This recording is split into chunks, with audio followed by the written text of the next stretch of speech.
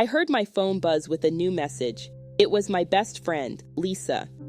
"Hey girl, how have you been? We haven't caught up in ages," she wrote. I smiled, realizing how much I'd missed our chats. As I started typing a reply, I paused. There was so much to tell her, where to even begin. I decided to give her the full story, right from the start. "Oh, Lisa, you wouldn't believe what's happened since we last talked. Remember how I always said I had the perfect life with Chris? Well, grab a cup of coffee because I've got quite the tale for you. It all started about 6 months ago. Life seemed pretty great back then. I was loving my job at the veterinary clinic, especially after that tricky surgery I performed on old Mrs. Johnson's cat. The poor thing had swallowed a bunch of rubber bands, but I managed to get them all out safely. Mrs. Johnson was so grateful. She brought me homemade cookies for a week straight. Chris and I had just celebrated our 5th wedding anniversary with a romantic weekend getaway. He surprised me with a beautiful necklace, said it reminded him of the sparkle in my eyes when we first met. God, I felt like the luckiest woman alive. We'd settle into this comfortable routine, you know? Mornings were a whirlwind of coffee and quick kisses as we rushed off to work. In the evenings, we'd curl up on the couch, sharing stories about our day, while some TV show played in the background. Weekends were for lazy brunches and long walks in the park with our dog, Max. I remember this one Saturday. We volunteered at the local animal shelter together. Chris isn't usually a big animal person, but he was so patient, helping me bathe and groom the scruffy strays. Seeing him being so kind, it made my heart swell. That night, as we lay in bed, I remember thinking how lucky I was to have found such a wonderful partner. Oh, and get this, we'd even started talking about having kids. Nothing concrete yet, but the conversations were happening. I'd catch Chris looking at me sometimes with this soft, dreamy expression. When I'd ask what he was thinking, he'd just smile and say, about our future family. Work was going well for both of us too. I'd just been offered a partnership at the clinic. And Chris had landed a big new account at his pharmaceutical sales job. We celebrated by splurging on a fancy dinner, toasting to our success and dreams for the future. Everything just felt right, you know? Like all the pieces of my life had finally fallen into place.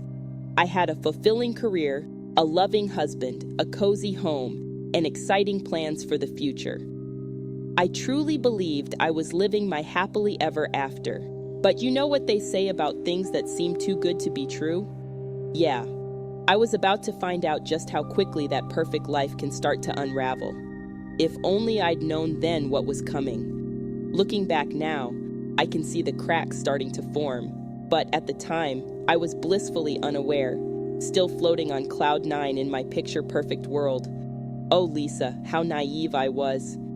So, where was I? Oh, right, the beginning of the end. It's funny how these things creep up on you, isn't it? One day everything's perfect, and the next? Well, let me tell you how it all started to unravel. I guess the first thing I noticed was Chris's phone habits. He'd always been pretty attached to his phone. Comes with the territory of being in sales, I suppose. But suddenly, it seemed like he was constantly on calls, especially when he was in the car. At first, I didn't think much of it. I mean, he just landed that big account, right? So when he'd rush out to the car to take a call, or I'd hear him chatting away in the garage long after he'd gotten home, I just assumed he was putting in extra hours to impress his new clients. There was this one evening, though, that sticks in my mind. I'd made his favorite dinner, lasagna from scratch, garlic bread, the works. I was so excited to surprise him. But when he got home, he barely glanced at the table before his phone rang. "Sorry, honey," he said, "I've got to take this." And off he went to the backyard. I waited at the table for almost an hour, watching the candles burn down and the food go cold. When he finally came back in, he looked, I don't know, flustered. His cheeks were all red, and he had this weird smile on his face. When I asked who it was, He just mumbled something about a difficult client and started shoveling cold lasagna into his mouth. Then there were the late nights. Chris had always been pretty punctual, home by 6:30 most evenings. But suddenly, 6:30 turned into 7:30, then 8:30. Big project, he'd say, lots of overtime. And like an idiot, I believed him. I even felt bad for him, working so hard. One night, I decided to wait up for him. It was nearly 10 p.m. when I heard his car pull up. I was about to go to the door to greet him when I heard his voice outside. He was still on the phone. I know, he was saying, his voice all soft and different. I miss you too. This is killing me. My heart started racing. Miss you? This is killing me. What the hell was that about? But then he came in, saw me standing there, and his face just changed, like a mask slipping into place. Hey, honey, he said, all casual. Sorry, I'm late. Crazy day at work. And he kissed my cheek like nothing was wrong. I wanted to confront him right then and there. But I don't know. Maybe I was scared of what I might find out. So I just smiled and asked if he wanted me to heat up some dinner. After that night, I started paying more attention. And once I started looking, I couldn't stop seeing little things that just felt off. Like how he'd turn away from me to text, angling his phone so I couldn't see the screen. Or how he'd suddenly go silent if I walked into the room while he was on a call. There was this one Saturday morning. I remember it so clearly. We were lying in bed, enjoying a lazy weekend sleep-in. His phone buzzed on the nightstand. Chris practically dove for it, fumbling to silence it before I could see anything. When I asked who it was, he muttered something about spam and quickly changed the subject. But you know what really got to me?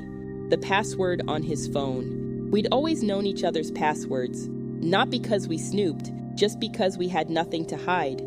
But one day, I picked up his phone to check the weather, and bam, there was a new passcode. When I asked about it, Chris got all defensive. What? Don't you trust me? He snapped. And that's when I knew something was definitely wrong. But still, I tried to rationalize it all away. Maybe he was planning some big surprise for me.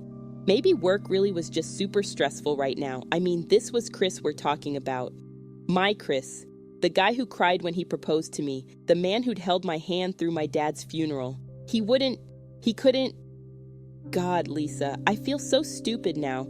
All the signs were there, clear as day. But I just couldn't bring myself to believe it. I didn't want to believe it.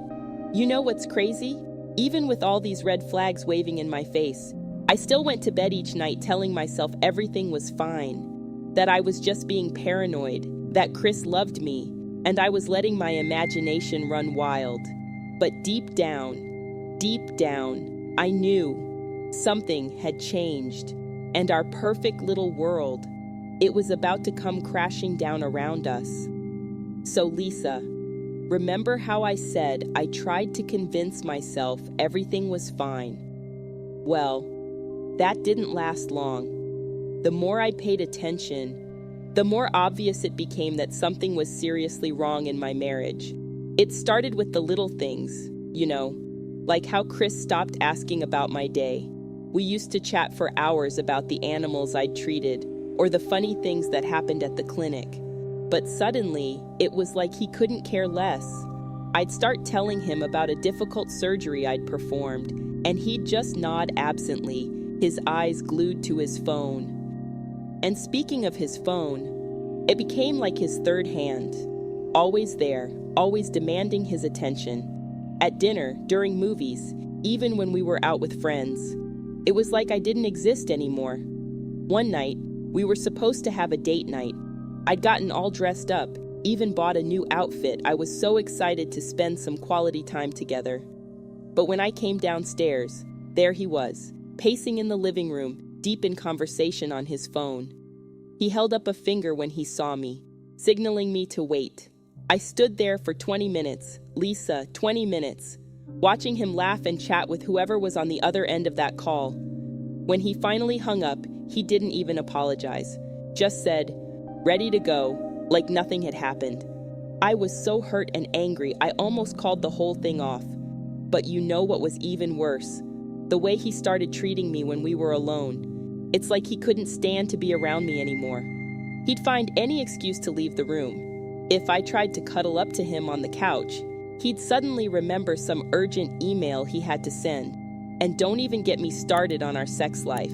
It went from passionate and frequent to, well, non-existent. Every time I tried to initiate something, he'd have a headache, or be too tired, or have to get up early the next day. I started feeling like I was some kind of creep for wanting to be intimate with my own husband.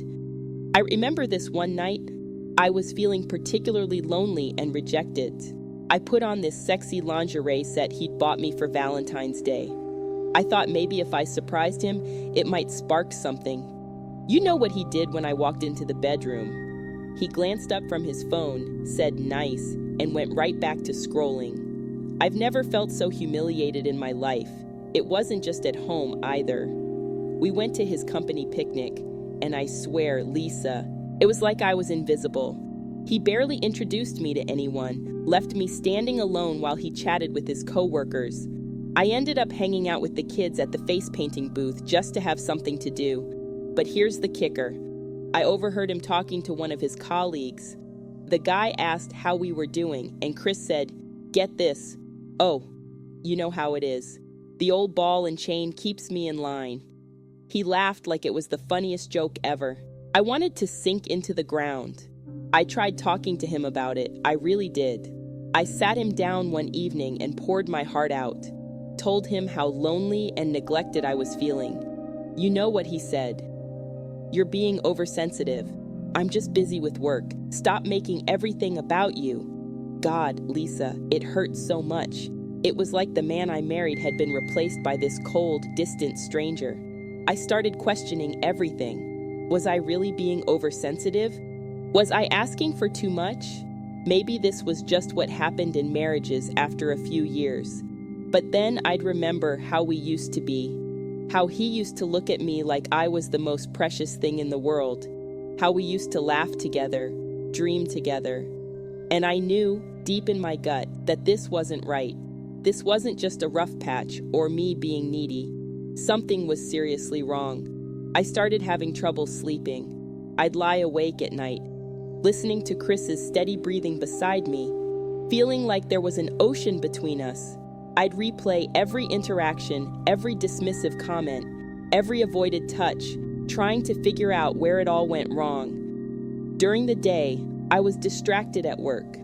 I almost messed up a routine procedure because I couldn't stop thinking about what might be happening in my marriage. My colleagues started noticing, asking if everything was okay. I'd just force a smile and say I was fine. But I wasn't. I really, really wasn't. It was like living with a ghost, Lisa, the shell of the man I loved, going through the motions of our life together, but with all the warmth and love sucked out. And the worst part, I had no idea why. What had I done wrong? When had I stopped being enough for him? I knew I couldn't go on like this. Something had to give, and that's when I decided I needed to find out what was really going on, no matter how much it might hurt. Okay, Lisa, here's where things start to get really crazy. I decided I couldn't just sit around wondering anymore. I needed answers, and if Chris wasn't going to give them to me, I'd have to find them myself. I know what you're thinking. That's not like you at all, and you're right. The old me would never have even considered snooping, but this wasn't the old me. This was a desperate woman who felt like her whole world was crumbling around her. So, one day when Chris was in the shower, I grabbed his phone. My heart was pounding so hard I thought it might burst out of my chest. But when I tried to unlock it, of course, there was that new passcode. I tried our anniversary, his birthday, even our old house number. Nothing. The shower turned off, and I quickly put the phone back, feeling like a failure and a criminal all at once. But I wasn't ready to give up. The next day, I left work early and went home. I told myself I was just going to tidy up a bit, maybe do some laundry. But really, I was on a mission. I started in his closet, rifling through pockets and checking shoeboxes. I felt awful, like I was violating his privacy. But then I remembered how he'd been treating me, how distant and cold he'd become, and it steeled my resolve. I moved on to his desk in the home office. That's where I found the first real clue, a receipt for a fancy restaurant downtown, dated just a week ago, on a night when he'd told me he was working late. My stomach churned, but the real kicker, it was for a table for two, and the amount, let's just say it was way more than Chris and I ever spent on dinner, even for special occasions. I sat there staring at that little slip of paper, feeling like I'd been punched in the gut. Part of me wanted to confront him right then and there, but another part needed to know more. So I kept digging. I checked his laptop next, but it was password protected too. I tried guessing it, no luck. I was about to give up when I noticed a small notepad next to the computer. Flipping through it, I found a page with what looked like random numbers and letters. On a hunch, I tried it as the password. Bingo. I felt a mix of triumph and dread as his emails loaded up. Most of it was work stuff, boring reports and meeting schedules. But then I saw it, an email thread with a name I didn't recognize, a woman's name. My hands were shaking as I clicked on it, and there it was, in black and white, flirty messages, inside jokes, plans to meet up. It was like reading a stranger's conversation, except one of the strangers was my husband. I don't know how long I sat there, reading and rereading those emails. Time seemed to stop. I felt numb, disconnected from my body. It was like I was watching someone else's life fall apart, not my own. The sound of the garage door opening snapped me back to reality. I quickly closed everything, put the laptop back exactly as I'd found it, and rushed downstairs. I barely made it to the kitchen before Chris walked in. "Hey," he said, barely glancing at me as he headed for the fridge. "What's for dinner?" I stood there staring at him, this man I thought I knew so well. My mouth opened and closed, but no words came out. How could he act so normal? How could he look me in the eye after what he'd been doing? "Nat, you okay?" he asked, finally noticing my silence. I wanted to scream. I wanted to throw things. I wanted to demand answers. But instead, I heard myself say, "Just feeling a bit under the weather. How about we order in?" He shrugged, already turning back to his phone. "Sure, whatever you want."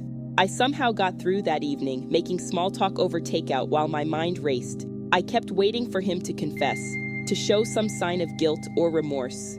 But there was nothing. Just the same distant, distracted Chris I'd been living with for months. That night, lying next to him in bed, listening to his steady breathing, I made a decision. I wasn't done investigating. Not by a long shot. I needed concrete proof, something he couldn't deny or explain away. Because let's face it, Lisa, a few emails and a dinner receipt, that wasn't enough. I needed to be sure, really, really sure.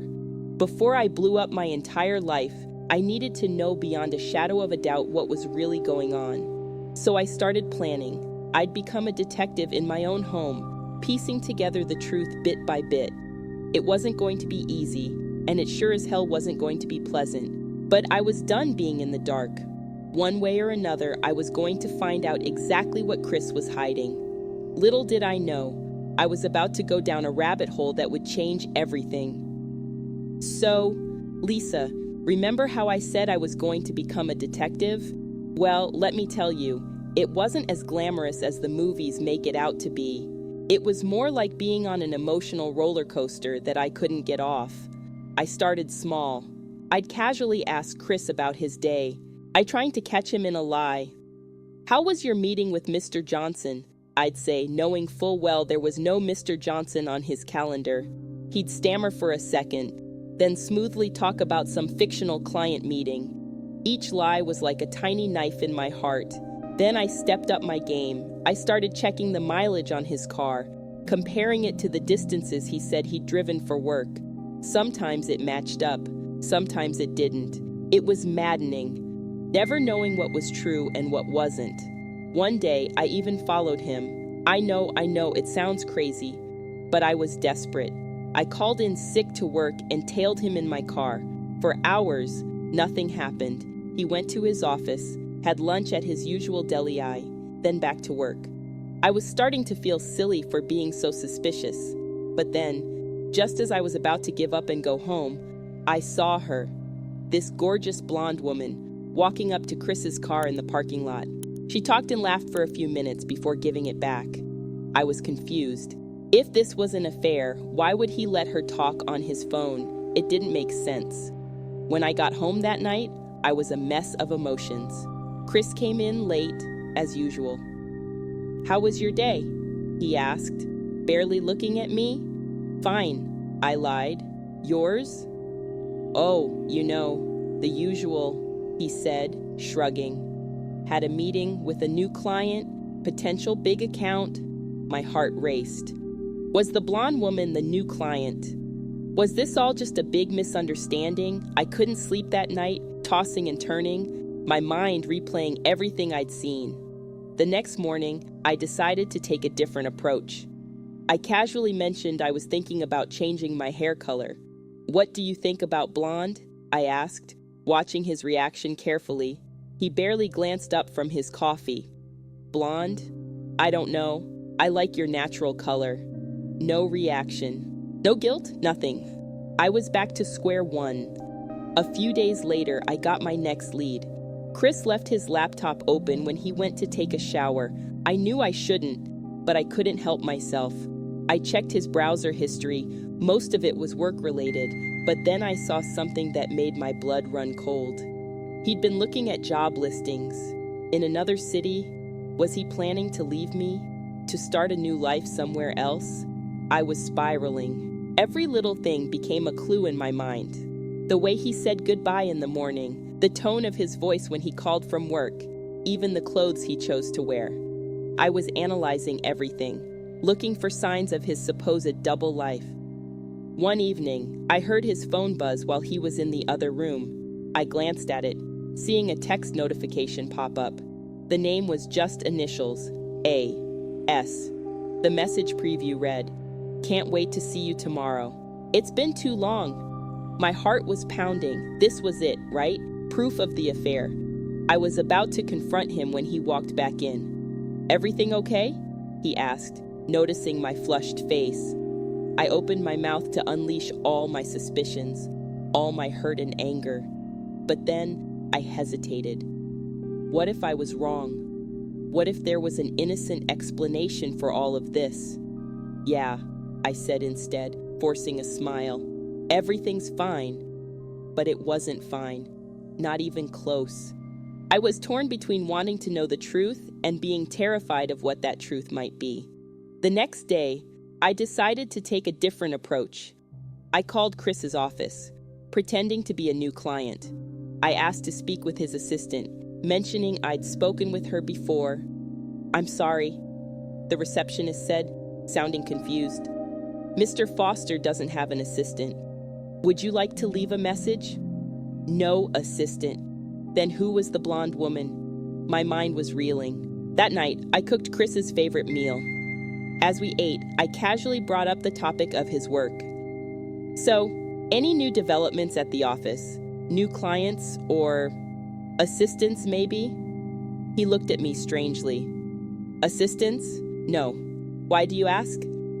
I shrugged, trying to appear nonchalant. "Oh, no reason. Just curious about your work." As I cleared the plates, my mind was in turmoil. Was he lying? Was I imagining things? I felt like I was losing my grip on reality. "Lisa, I was exhausted. Physically, mentally, emotionally drained. Every day felt like I was putting together a puzzle, but the pieces kept changing shape. Just when I thought I had it figured out, something would happen to make me doubt everything all over again. I knew I needed to do something. I couldn't keep living like this, suspecting every move, analyzing every word, but I was scared. Scared of confronting him, scared of finding out the truth, scared of what it might mean for our marriage. Little did I know, things were about to come to a head in a way I never could have anticipated. "Okay, Lisa, brace yourself because this is where things start to get really intense." I was feeling pretty defeated after all those false leads and confusing clues. But I wasn't ready to give up just yet. I decided to try something new, something a bit more Tech savvy. Remember my friend Jake from college? The one who always seemed to know a little too much about computers? Well, I gave him a call. I told him I was writing a mystery novel and needed some advice on how a character might track someone's phone. Jake laughed and said, "Nat, you don't need to make up excuses. What's really going on?" So I spilled everything. Jake listened patiently, then said, "I might know a way to help, but are you sure you want to do this? Once you cross this line, there's no going back." I hesitated for a moment. Was I really ready to invade Chris's privacy like this? But then I remembered all the lies, all the late nights, all the suspicious behavior. I took a deep breath and said, "I'm sure." Jake talked me through installing a tracking app on Chris's phone. It felt wrong, so wrong, but I kept telling myself it was the only way to know for sure. The next time Chris was in the shower, I quickly installed the app and hid it in a folder he never used. For the next few days, I obsessively checked the app. Most of the time, it showed Chris exactly where he said he'd be: at work, at client meetings, stuck in traffic. I started to feel guilty. Maybe I had been overreacting after all. But then, on a Tuesday afternoon, something strange happened. The app showed Chris's location as a residential address across town. He was supposed to be at work. My heart started racing. This was it, wasn't it? The proof I'd been looking for. I jumped in my car and drove to the address, my palms sweating on the steering wheel. It was a nice house in a quiet neighborhood. Chris's car was parked right out front. I sat there, staring at the house, trying to work up the courage to do what? Knock on the door? Confront him? Just as I was about to get out of the car, the front door opened. Chris walked out, followed by the blonde woman I'd seen before. They were laughing about something. Then, to my shock, an older woman came out behind them. She hugged Chris tightly, then the blonde woman. They all waved goodbye as Chris got in his car and drove away. I was stunned. What was going on? Who were these women? I sat there for a long time, trying to make sense of it all. When I finally drove home, my mind was reeling with new questions. That night, when Chris got home, I casually asked about his day. He mentioned a client meeting, then started talking about a new project at work. No mention of the house or the women. Another lie. I couldn't take it anymore. I blurted out, "I saw you today. At that house across town. Who were those women, Chris?" The color drained from his face. For a moment, he just stared at me, his mouth opening and closing like a fish out of water. Then he said, "How? How did you know where I was?" I ignored his question. "Answer me, Chris. Who were they?" He sank into a chair, running his hands through his hair. "It's not what you think, Nat. I can explain." "Then explain," I said, my voice shaking. "Because from where I'm standing, it looks an awful lot like you're cheating on me." Chris looked up at me, his eyes wide. "Cheating? God, no, Nat. It's nothing like that. It's..." He trailed off, seeming to struggle for words. "It's what, Chris? What possible explanation could you have for lying to me about where you were, who you were with?" He took a deep breath. "It's my sister, okay? The blonde woman you saw, that's my sister, Amanda." I felt like I'd been slapped. "Your sister? You don't have a sister. I've known your family for years, Chris. You're an only child." He shook his head. "No, I'm not. Amanda. She's my half-sister. From before my parents got married, I only found out about her a few months ago." I stood there, stunned. This couldn't be real, could it? "And the older woman. My biological mother," Chris said quietly. "She reached out to me, wanting to reconnect. She told me about Amanda. I've been getting to know them, trying to understand this whole other part of my family I never knew existed." I felt like the room was spinning. Why didn't you tell me? Why all the secrecy? The lies. Chris looked down at his hands. I didn't know how. It was all so overwhelming. I was trying to process it myself, figure out how I felt about it all before I brought you into it. I was afraid you'd be upset that I was connecting with them. I sank down onto the couch, trying to process this bombshell. Part of me was relieved it wasn't an affair, but another part was hurt, angry even. Did you really think I wouldn't support you through something like this? That I'd be upset about you connecting with your family? Chris moved to sit next to me, reaching for my hand. I let him take it, still too shocked to pull away. I'm so sorry, Nat. I handled this all wrong. I was confused and scared, and I made a mess of everything. Can you forgive me? I looked into his eyes, seeing the sincerity there, the regret. But I also saw something else. Relief. Relief at finally sharing this secret. I don't know, Chris, I said honestly. I need some time to process all this. You've been lying to me for months. That's not something I can just get over in a moment. He nodded, squeezing my hand. I understand. Take all the time you need. I'm so sorry, Nat, for everything. As I sat there, my mind racing with this new information, I realized something. Lisa. This wasn't the end of the story. It was just the beginning of a whole new chapter. Lisa, you're not going to believe this, but things got even crazier after Chris's big revelation. Finding out about a secret half-sister and biological mother was wild enough, right? But it turns out that was just the tip of the iceberg. After our confrontation, Chris promised to be completely honest with me. He showed me all the emails and texts between him and Amanda, his newly discovered sister. It was strange reading them, seeing this whole relationship develop that I knew nothing about. But it seemed innocent enough, just two siblings getting to know each other. But something still felt off. I couldn't put my finger on it, but my gut was telling me there was more to the story. So I decided to dig a little deeper. One night, while Chris was in the shower, I grabbed his phone again. This time, I knew the passcode. He'd given it to me as a gesture of trust. I started going through his text messages, emails, everything. Most of it matched up with what he'd told me. But then I found something strange. There were a series of texts from a number not saved in his contacts. They were cryptic, talking about meeting times and places, but nothing specific. My heart started racing. Was this proof that Chris was still hiding something? I quickly jotted down the number before putting the phone back. The next day, while Chris was at work, I called it from a payphone. A woman answered. "Hello," she said, sounding confused. "Hi," I said, my voice shaking. "I'm sorry to bother you, but I found this number in my husband's phone and I was wondering." "Oh!" the woman exclaimed. "You must be Natalie. I'm so glad you called. I've been dying to meet you." I was stunned. "I'm sorry. Who is this?" "It's Amanda, Chris's sister. He's told me so much about you. I've been pestering him to introduce us. But he kept saying the time wasn't right."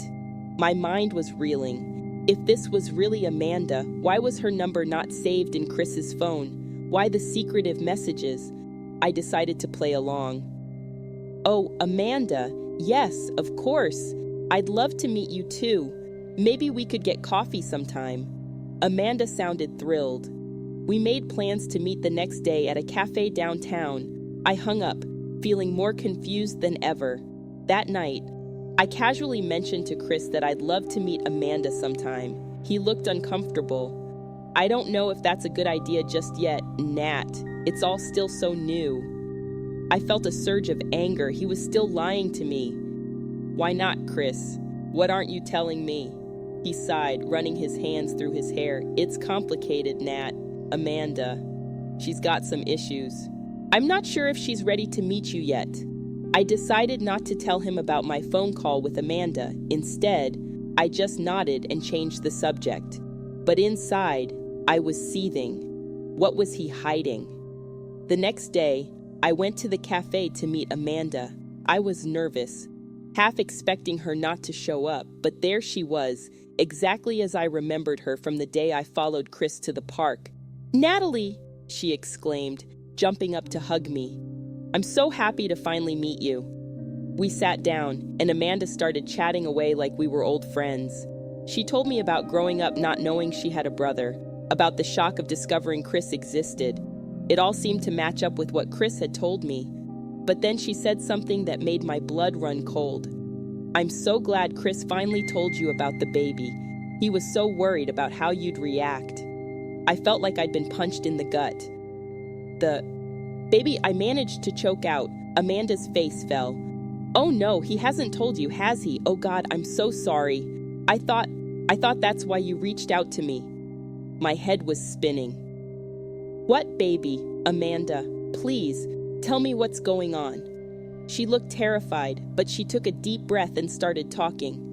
"When our mom reached out to Chris, it wasn't just about reconnecting. She's sick, really sick. She needed a bone marrow transplant, and I wasn't a match. That's why she looked for Chris." I nodded, struggling to follow. "Okay, but what does this have to do with the baby?" Amanda looked down at her hands. "Chris was a match, but the doctor said that the best chance for long-term success would be stem cells from a sibling of the donor, a full sibling." The realization hit me like a ton of bricks. "Are you saying Chris got you pregnant?" Amanda shook her head violently. "No, God, no, nothing like that.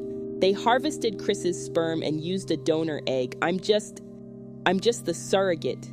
The baby isn't biologically mine at all. It's Chris's baby, and yours, if you want it to be." I sat there, stunned into silence. Chris had created a child, our child, without even telling me. He'd made this massive, life-changing decision all on his own. Amanda reached out and took my hand. "I'm so sorry, Natalie. I really thought you knew. Chris said he was going to tell you everything." I pulled my hand away, standing up abruptly. "I have to go," I mumbled, grabbing my purse. As I rushed out of the cafe, I could hear Amanda calling after me. But I couldn't stop. I couldn't breathe. I just needed to get out of there. I drove home in a daze, my mind racing. When I got there, I found Chris in the living room, looking worried. "Nat," he said, standing up. "What's wrong? You look like you've seen a ghost." I looked at him, this man I thought I knew so well. This man who had lied to me, kept secrets from me, made enormous decisions without me. And I knew, in that moment, that nothing would ever be the same again. "Lisa, I swear, the moment I walked through that door and saw Chris standing there, looking all concerned, something inside me just snapped. All the fear, all the doubt, all the hurt I'd been feeling for months came rushing to the surface. "A baby, Chris?" I said, my voice barely above a whisper. "You're having a baby and you didn't think to mention it to me." The color drained from his face. He stumbled backwards, falling onto the couch. How did you find out?" I laughed, but it was a hollow, bitter sound. "I met Amanda for coffee." "Surprise?" Chris put his head in his hands. "Nat, I can explain." "Explain?" I exploded. "Explain what exactly? How you've been lying to me for months? How you made the decision to have a child without even talking to me about it? Go ahead, Chris. I'm all ears." He looked up at me, his eyes pleading, and "It's not like that, Nat. I wanted to tell you, I really did. But it all happened so fast. Mom was sick. We found out I was a match. But then the doctor said a sibling transplant would be better. And your solution was to create a whole new human being," I interrupted, "without even discussing it with your wife." Chris stood up, reaching for me. I stepped back, out of his reach. "Nat, please, you have to understand. Mom was dying. We didn't have time to..." "To what?" I snapped. "To be honest with me? To include me in a life-changing decision. How long have you known about this, Chris? How long have you been lying to my face?"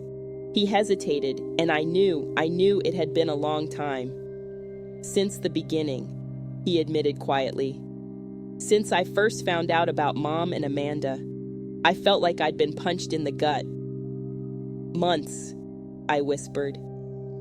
"You've known for months, and you never said a word." "I was scared," Chris said, his voice breaking. "I didn't know how to tell you. I was afraid you'd be angry, that you wouldn't understand." "Understand?" I repeated incredulously. "You're right, I don't understand. I don't understand how you could do this, how you could keep this from me. We're supposed to be partners, Chris. We're supposed to face things together. He nodded, tears in his eyes. I know, I messed up, Nat. I messed up so badly. But please, can we talk about this? Can we try to work it out? I looked at him. This man I thought I knew better than anyone in the world, and I realized I didn't know him at all. I don't know if we can, Chris. I don't know if there's anything left to work out. What are you saying? He asked, his voice barely above a whisper. I took a deep breath, steeling myself. I'm saying I need time. I need space. I can't be here right now. Nat, please, Chris begged, reaching for me again. Don't go. We can figure this out together. But I was already grabbing my keys, heading for the door. I'll be at Lisa's, I said, not looking back. I'll be in touch.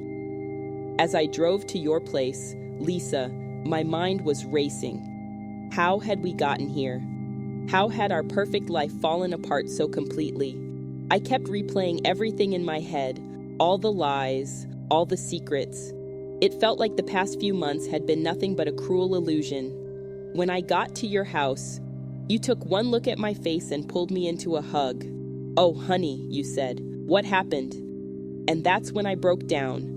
I told you everything about the suspicions, the investigation, the shocking truth about Chris's family, and finally, the baby. You listened patiently, holding my hand and passing me tissues as I sobbed. I just don't know what to do, Lisa, I said when I'd finished. How am I supposed to trust him again after this? You squeezed my hand. I can't tell you what to do, Nat, but I can tell you this, you're stronger than you think. Whatever you decide, I'll be here for you. Over the next few days, Chris called and texted constantly. I ignored most of it, needing time to think. But then, about a week after I'd left, he sent a message that caught my attention. Nat, I know I've messed up. I know I've hurt you more than I can ever make up for. But please, if you're willing, I'd like to try to explain everything. No more secrets, no more lies, just the whole truth. If you'll let me, I'd like to come by Lisa's tomorrow and talk. If you decide you never want to see me again after that, I'll understand. But please, give me one last chance to tell you everything. I stared at that message for a long time, my finger hovering over the reply button. Part of me wanted to ignore it, to cut Chris out of my life completely and try to move on. But another part needed answers, needed to understand how we'd ended up here. Finally, I typed out a response. Okay, come by at 2 p.m. tomorrow. I'll hear you out, but I'm not promising anything beyond that. As I hit send, I felt a mix of dread and anticipation. Tomorrow, I'd finally get the whole truth. But was I ready for it? And more importantly, would it be enough to save our marriage? I guess I'd find out soon enough, because one way or another, tomorrow was going to change everything. Lisa, I don't even know where to start. That meeting with Chris, it was like opening Pandora's box. Everything I thought I knew, everything I believed about our life together, it all came crashing down. Chris showed up at your place right on time. He looked terrible, dark circles under his eyes, clothes rumpled like he'd slept in them. Part of me wanted to comfort him, but I steeled myself. I needed answers, not reconciliation. All right, Chris, I said, gesturing for him to sit down. You wanted to explain, so explain. He took a deep breath and started talking. And Lisa, the story he told, it was like something out of a soap opera. Turns out, Chris had known about his biological mother and half-sister for years. His parents had told him when he was in college, but he'd chosen not to reach out. He said he was happy with his life and didn't want to complicate things. But then, a few months ago, his biological mother contacted him. She was dying of leukemia and needed a bone marrow transplant. Amanda wasn't a match, so they tracked down Chris as a last resort. I couldn't just let her die, Nat, Chris said, his voice breaking. She might not have raised me, but she's still my mother. I nodded, trying to understand. But why didn't you tell me? I would have supported you.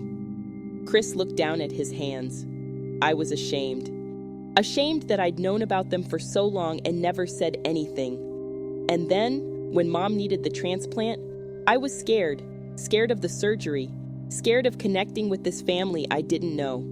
I thought I could handle it on my own, spare you the stress. That wasn't your decision to make, I said quietly. He nodded. I know that now, but at the time, I just didn't know how to tell you. Then he got to the part about the baby. The doctors had said that stem cells from a sibling would give his mother the best chance at a full recovery. But Chris was an only child, at least biologically. They suggested creating a sibling, Chris said, his voice barely above a whisper. Using my sperm and a donor egg, Amanda offered to be the surrogate. I felt like I couldn't breathe. And you agreed to this? Without even talking to me. Chris nodded, tears in his eyes. I was desperate, Nat. Mom was getting worse, and the doctor said this was her best chance. I told myself I'd figure out how to tell you later. But you didn't, I said. You just kept lying. I know, he said, and I'm so sorry. I got caught up in this web of lies, and I didn't know how to get out. Every day I told myself I'd tell you tomorrow, but tomorrow never came. I sat there, trying to process everything. It was all so overwhelming. Part of me understood why Chris had done what he did, but another part was so angry, so hurt. What happens now? I asked. With the baby, I mean. Chris looked up at me, hope flickering in his eyes. That's up to you, Nat. Amanda's due in a few months. If you want, we could raise the baby together. Be parents. But if you don't, I'll understand. I can figure something out. I felt like I was drowning. This was too much, too fast. I need time, Chris. I can't make that decision right now. He nodded, standing up. I understand. Take all the time you need. I'll be here when you're ready to talk again. After he left, I broke down. I cried for hours, mourning the life I thought I had, the future I thought was certain. Everything had changed, and I didn't know how to move forward. The next few weeks were a blur. I took a leave of absence from work, unable to focus on anything. I spent my days in a daze, alternating between numbness and overwhelming sadness. You were amazing, Lisa. You let me crash at your place, brought me food when I forgot to eat, listened when I needed to talk. But even with your support, I felt lost. I kept replaying everything in my mind, all the lies, all the secrets. I understood why Chris had done what he did, but understanding didn't erase the hurt. He'd made huge, life-changing decisions without me. He'd created a child, our child, without even telling me. And then there was the baby to consider. This innocent life, created out of desperation and deception. What was I supposed to do? Could I love a child born from such circumstances? Could I raise it as my own, knowing how it came to be? I went back and forth, my mind a constant whirlwind of indecision. One moment, I'd be ready to forgive Chris, to try and make things work. The next, I'd be filled with anger, wanting to walk away and never look back. The worst part was the doubt. I started questioning everything. Had our whole marriage been a lie? Were there other secrets Chris was keeping? How could I ever trust him again? I lost weight, unable to eat. I couldn't sleep, spending nights staring at the ceiling, turning over every moment of our relationship in my mind. I felt like I was losing myself, drowning in a sea of uncertainty and pain. You suggested I see a therapist, and eventually I agreed. It helped, talking to someone objective. But it didn't erase the hurt, didn't magically make everything okay. Weeks turned into months. Amanda's due date was approaching, and I still hadn't made a decision. Chris respected my need for space, but I could see the pain in his eyes whenever we did talk. I felt like I was standing on the edge of a cliff, one step forward, and I'd be committing to a life I never asked for, never planned for. One step back, and I'd be walking away from the man I loved, from a child that was, biologically at least, mine. Lisa, I've never felt so lost, so unsure of myself. Everything I thought I knew, everything I believed in, it's all been turned upside down. and I don't know how to make it right again. I don't know if I can make it right again. Lisa, I can't believe I'm saying this, but I think I finally found my way out of the darkness. It's been a long, hard journey, but I'm starting to see the light at the end of the tunnel. Remember how lost I was, how I couldn't eat, couldn't sleep, couldn't even think straight? Well, something changed. It wasn't a sudden epiphany or anything dramatic like that. It was more like a slow awakening. It started with the therapy sessions. At first, I was just going through the motions, saying what I thought I was supposed to say. But then, one day, my therapist asked me a question that stopped me in my tracks. Natalie, she said, what do you want? Such a simple question, right? But I realized I'd been so focused on what Chris had done, on the baby, on all the what ifs and maybes, that I'd completely lost sight of myself. What did I want? I honestly didn't know. So I started thinking about it, really thinking about it. And you know what I realized? I wanted to be happy. I wanted to feel strong and confident again. I wanted to stop being a victim and start taking control of my life. That's when things started to change. I went back to work, throwing myself into my cases at the vet clinic. There was this one dog, a scrappy little terrier named Max, who'd been hit by a car. The owners wanted to put him down, said he'd never walk again. But I saw something in his eyes, a fighting spirit. I convinced them to let me try to save him. For weeks, I worked with Max, physical therapy, specialized treatments, the works. And you know what? That little dog started to walk again. Seeing him take those first shaky steps, it was like a metaphor for my own life. If Max could overcome the odds, why couldn't I? I started taking better care of myself too, eating right, exercising, even picked up yoga. Slowly but surely, I started to feel like myself again. No, not just like myself, like a better version of myself. As for Chris and the baby situation, well, that took a bit longer to figure out.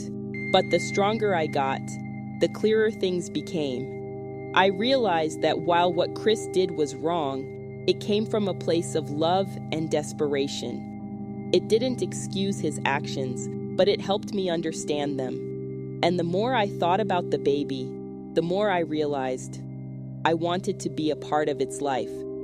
So I called Chris. We met at a cafe, neutral ground. I told him I was ready to talk.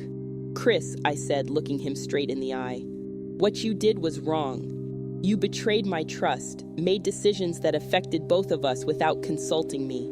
That's not okay, and it's going to take a long time for me to fully trust you again. He nodded, looking down at his coffee. I know, he said quietly, and I'm so sorry, Nat. I'm not finished, I continued. What you did was wrong, but I understand why you did it, and I've decided I want to try to make this work, for us and for the baby. Chris looked up, hope shining in his eyes. Really? You mean it? I nodded. But things are going to be different. We're going to counseling, together, and you're going to be completely honest with me from now on, about everything. No more secrets, no more lies. Can you do that? Yes, Chris said without hesitation. Absolutely yes. And so we started the hard work of rebuilding our relationship. It wasn't easy. There were fights, tears, moments when I thought we'd never make it, but we kept at it. Then, 2 months later, we got the call. Amanda had gone into labor. Chris and I rushed to the hospital, both terrified and excited. Holding that tiny baby in my arms for the first time, Lisa, I can't even describe it. All the anger, all the hurt, it just melted away. This was our child, regardless of how it came to be. We named her Hope, because that's what she represented for us. Hope for a new beginning, a better future. It hasn't all been smooth sailing since then. Chris's mother's health is still touch and go, and we're navigating this new reality of having Amanda and her in our lives. But we're doing it together, as a team. As for me, well, I'm not the same person I was before all this happened. I'm stronger now, more resilient. I've learned that life doesn't always go according to plan, but that doesn't mean it can't be beautiful. Remember, Max, the dog I told you about? Well, he's running around now like he was never injured. His owners were so grateful. They recommended me to all their friends. My practice has taken off. I'm even thinking of opening my own clinic. Chris has been incredibly supportive of my career goals. He's stepped up as a father too, often taking care of Hope while I'm working late. Seeing him with her, it heals something in me. Lisa, I won't lie and say everything's perfect. We still have our struggles, but we're working through them day by day. And you know what? I'm happy. Really, truly happy. I look at my life now, my thriving career, my healing marriage, my beautiful daughter, and I can hardly believe how far I've come. From the depths of despair to this, it's been quite a journey. But you know what they say, what doesn't kill you makes you stronger. And me? I'm stronger than I've ever been. So here's to new beginnings, to second chances, and to the power of hope. Because if there's one thing I've learned through all of this, it's that it's never too late for a fresh start.